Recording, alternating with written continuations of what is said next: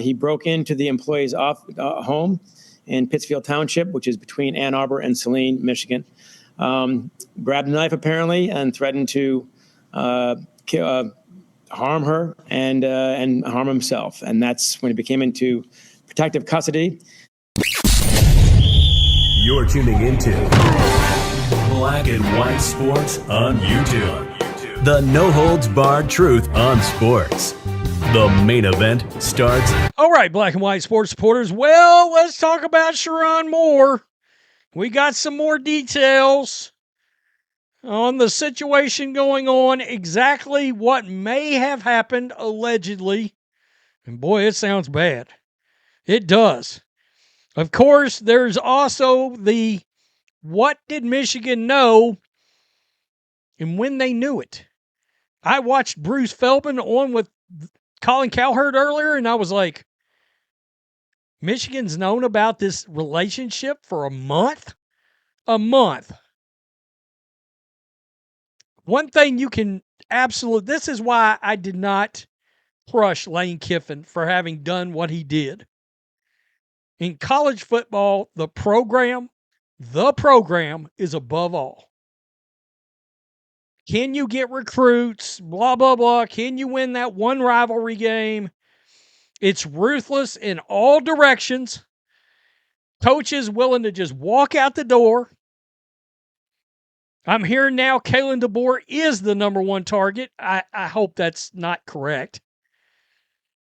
Oddly enough, I don't care for him much at Alabama, but I do think Michigan's more of a fit, and I still don't care for him much.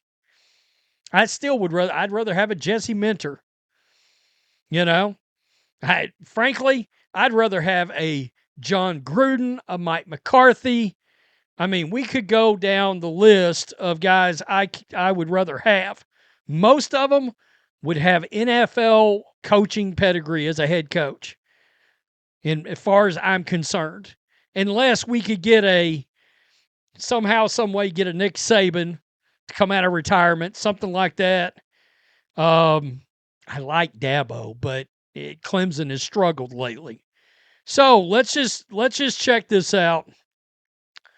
Sherrone Moore will be in court and arraigned on Friday. All right, per release. Nobody knows whether this is AI generated. Is it real? This is supposedly Sherrone Moore's mugshot.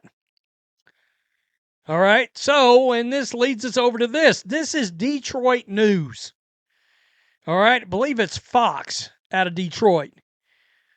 Holy hell. And also a best-selling author. By the way, his new book, Gales of November, The Untold Story of the Edmund Fitzgerald, is going to be number 7 on the New York Times bestsellers list, the 6th consecutive week of being on that list. John, congratulations. I know you're very busy on that book tour, so thanks for carving out some time with us here to talk about this situation at Michigan. John, first and foremost, what do we know right now? Why is Sherrone Moore at the Washtenaw County Jail? Well, to work it backwards, he and this employee at the Michigan football building were investigated by the University of Michigan this summer. Both denied any relationship, but that story changed yesterday morning when she went on the Hill, as we say, the administration office, with the receipts, the text messages, the emails, documents, and so on, laying out the details of their relationship and the conflicts thereof. And that, of course, resulted in Sherrone Moore being fired. The Regents and the president had enough. Ward Manuel himself fires Sherrone Moore sometime after noon yesterday, one-on-one in their office. After that, this is where we're getting to your part. He broke into the employee's home in Pittsfield Township, which is between Ann Arbor and Saline, Michigan. Grabbed a knife apparently and threatened to harm her and harm himself. And that's when he became into protective custody in Michigan. So that's where that one stands. And John, Wow. Holy shit. Allegedly went into the woman's home. He said broke in, grabbed a knife, threatened to kill her and himself, and was arrested. Whoa, he had a complete meltdown. A complete meltdown. It was getting away from him. Michigan's Sherrone Moore was acting strange before firing for inappropriate, shocking arrest relationship. College football reporter Pete Thamel said the situation had been, quote, percolating for the last few weeks. That's what Bruce Feldman said. There was a lot of uneasiness on the Michigan staff. Sources had told me Sherrone Moore had been acting strange, berating assistant coaches, and not acting in a normal way, Thamel said Wednesday on SportsCenter after Michigan axed its coach in its second season. There was an initial investigation per Thamel that calmed towards the end of the regular season, with Michigan playing November 29th in a 27-9 loss to rival Ohio State. However, Thamel said it was boiling over again over the past week and resulted in what he was described as, quote, a rare move by Michigan. It is rare that you get a statement like the one Michigan had, being as explicit as they are, saying an inappropriate relationship with a staff member led to Sherrone Moore's firing. Yeah, because they could have named that a bunch of different ways. By the way, that's his wife. I mean, she's cute. It's crazy. They got a bunch of little kids. And this is always the death knell right here. CBS reported that several prominent donors, aka boosters, quote, cooled on aiding the program, while allegations came to light, although it did not list when this cooling happened. Wow. It's crazy. I'm not going to play that Adam Schefter sound. So this has been floating around. I don't know how accurate it is, but evidently we know she was a staff member. Well, this is her salary for 2022-23, $58,000. 23-24, $58,000. It jumped inexplicably in 24-25, $32,000. That's a 55.11% raise.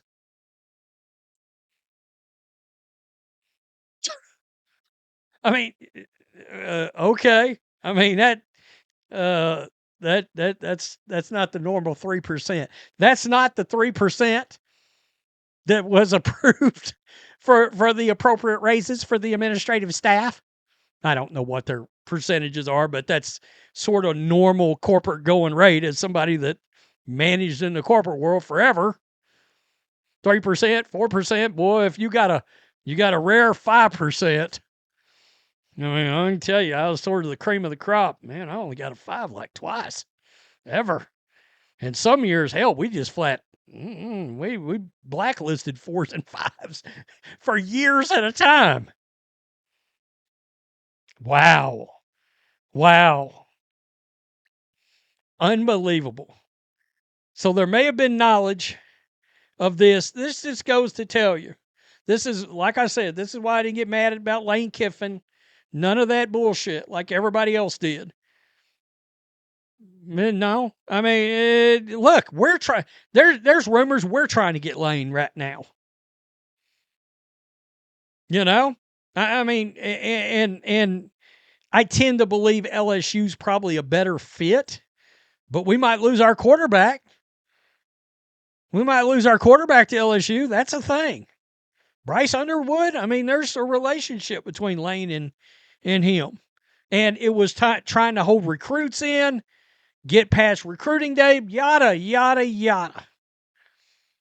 Was why nothing had happened with this. But the moment that boosters are looking to pull money, oh, hell no. Bitch, get out. That's really, always follow the money. Boosters are the ones that want coaches fired, and boosters are the ones that get coaches hired. Boosters control, Brewsters and Jimmy Sexton, an agent, control college football. All right? I'm just telling you. I can tell you right now, boosters, the week 1 loss to Florida State from Alabama, there were boosters at Alabama that wanted Kalen DeBoer fired then. And that actually got some movement after 1 week. Tell me what you think. Peace. I'm out. Till next time. Thanks for watching the show. Be sure to like, comment, and subscribe. Be sure to tune in next time on Black and White Sports.